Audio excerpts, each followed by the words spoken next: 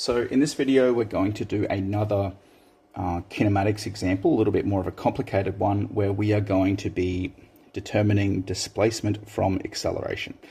So as we know, we have displacement, velocity, acceleration, and we derive to go this way, and we integrate to go the other way.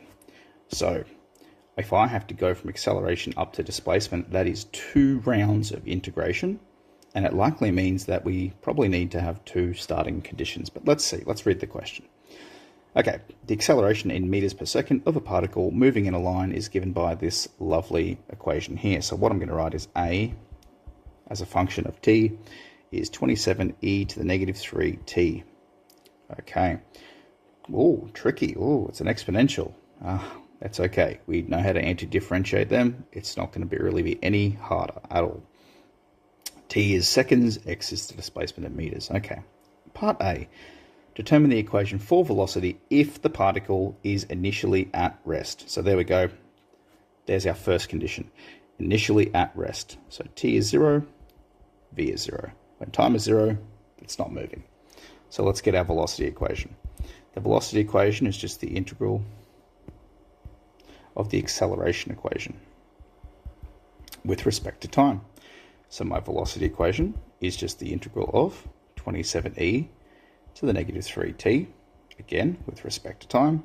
So my velocity equation, so how do we do this? The exponential is just a copy paste, and then I divide by the derivative of the power. The derivative of this power is negative 3 plus c, of course. Now the 27 and the minus 3 can cancel out a little bit, and what I'm going to have is negative 9e to the negative 3t plus c. Now I've got an initial condition up there. My initial condition says my velocity is 0 when time is 0. Okay, well, let's do that. This is equal to 0 when we make the t 0. Well, negative 9, e to the 0 is 1. So negative 9 plus c, well, that means negative 9 plus c, c must be equal to 9. All right, so we can simply substitute that back into our original equation. So what we would then know is the velocity equation with respect to time is negative 9e to the negative 3t plus 9. Lovely, that's part A. All right, part B. Determine the equation for displacement. Okay, we're going to be determining this if it is known that initially the particle was 3 meters left of the origin. Okay, a new piece of information has been unlocked.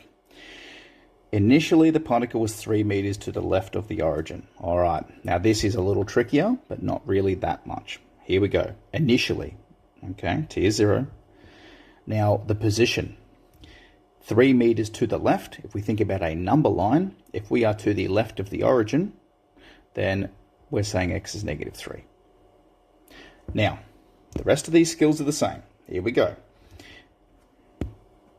The displacement is just the integral of the velocity equation with respect to time,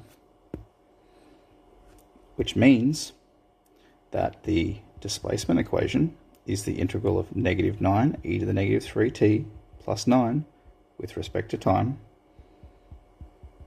So that is going to be, we copy paste, we divide by the derivative of the power. The 9 becomes 9t, and then we put a plus c. So my position or displacement equation, negative 9, negative 3, is going to give me a nice positive 3. And I don't really need to write this divide by 1. And then I put my plus c on the end. So once again, I now need to actually put that initial condition into my equation. Except now this will become negative 3 when we make t 0. Here we go.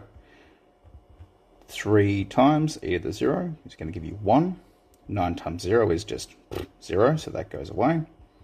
Plus c, so let's just make sure we know that goes away in the bin. And we have negative 3 equals positive 3 plus c. Now, you'd be pretty tempted to go, yep, cool, cancels out. C is 0. No, no, no. Negative 3 minus 3 equals C. So I still have to move this to the other side and subtract it. So that means C is negative 6. Okay, and again, we would bring this back up and put it into our original equation. So our position equation is going to now be 3e to the negative 3t plus 9t plus c, so take 6. All right, there we have it. Now that is a more complicated example because, again, the literacy was a little bit more complicated when we did this initial point here, and the equation was an exponential. But in reality, I think the skill set of anti-deriving an exponential isn't really that much more complicated. I honestly think taking these words from the sentence to getting the initial coordinate is probably harder than doing the integral of this exponential function. All right, it's your turn now. Get cracking.